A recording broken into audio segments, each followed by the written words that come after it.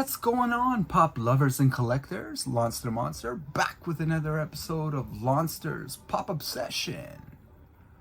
We've got a special popcast. Today, I went on the hunt. It's been a little while. I got some stuff from GameStop last week, but I hadn't been to see George at my favorite place in the world, Toy Boulevard. And he's been holding some stuff for me. This is going to be my first two-part episode because it's a lot of stuff to do in just one episode. So I'm breaking it up. You'll see what I'm getting into. But we're going to start with one of my favorite shows of all time. And which my favorite shows of all time are Breaking Bad, Better Call Saul, and The Wire. And before all those came out,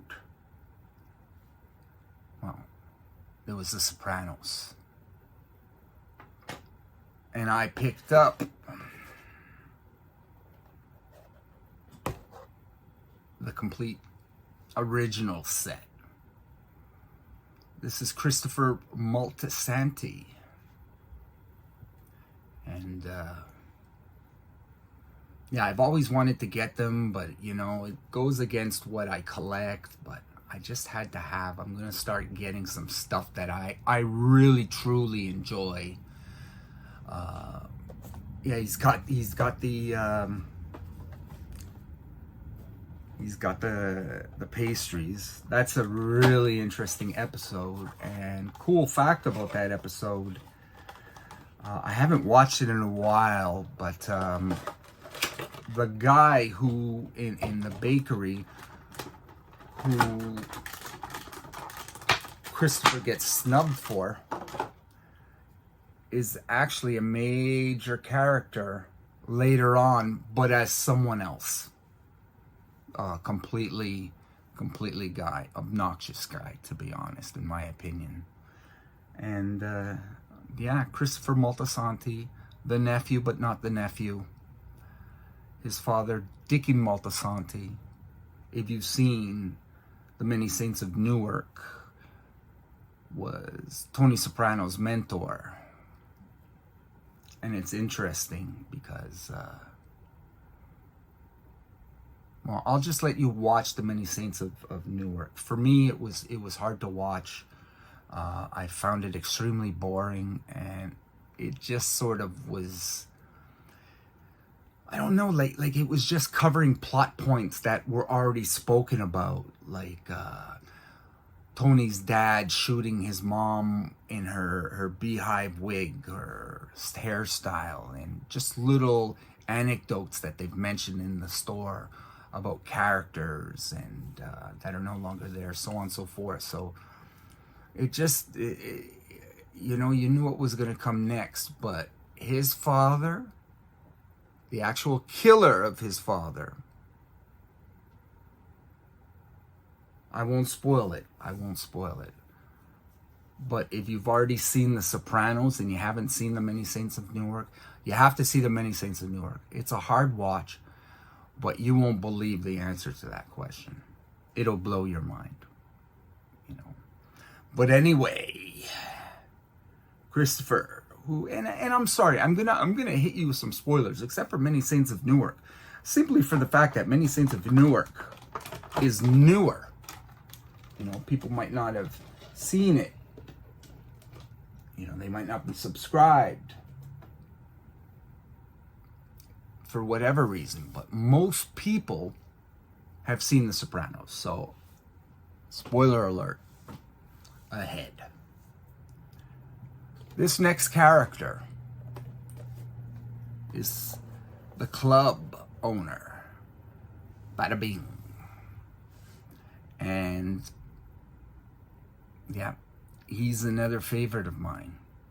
They're all really favorites, but it would have been really, really interesting if they had Paulie included in the sets. I know he's available somewhere. I forget where. I think the HBO store or something like that. because getting Polly Walnuts would be interesting. You know, maybe one of the New York guys, Phil Leotardo. His other friend is John. You know, that's interesting. That'd be interesting to get those side characters. You know, some you know, bad guys per se, as well as well, come on, Adriana, get one of her. The kids, Meadow and Anthony Jr. The mom. Rest in peace. She was good for the show, but man, it was almost serious. But here's the guy I like. Silvio Dante, the consigliere. Jeez. Once again, and as you will see, I don't edit my videos. Well, I do a little editing, but I'm going to put something like this in. I don't know what is up, man, but you can't keep these guys down. Yeah, well, that sucks. The other one stayed down. But anyway, I don't want to have to get out the tape today. But here you go. Silvio Dante, one of my favorite characters.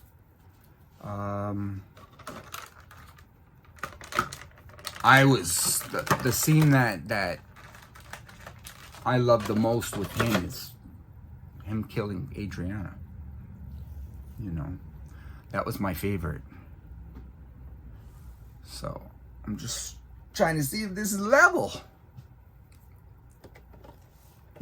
Anyway, next we've got. Whoops, I'm opening it before showing you the box. You ready? Carmela.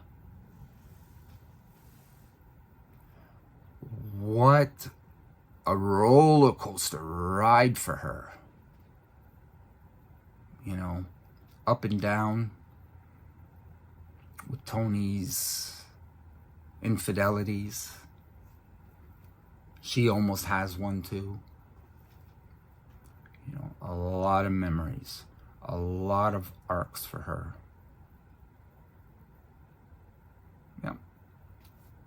So, I haven't watched in a while, so I'm just trying to remember, you know, it's...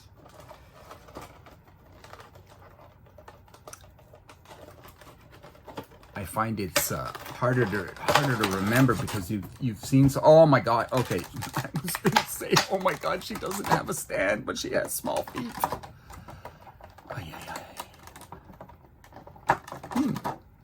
I'm curious. Does Funko actually test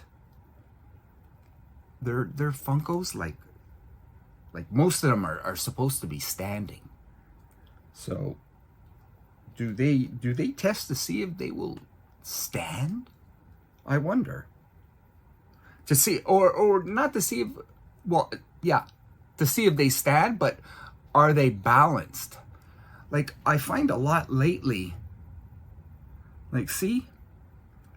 Now, essentially, it's a little bit because of the peg. They're extremely large, but it's very, I just wish they would. That's why I keep them in the box. You know, you see them all here. They're all in the box. I won't take them out.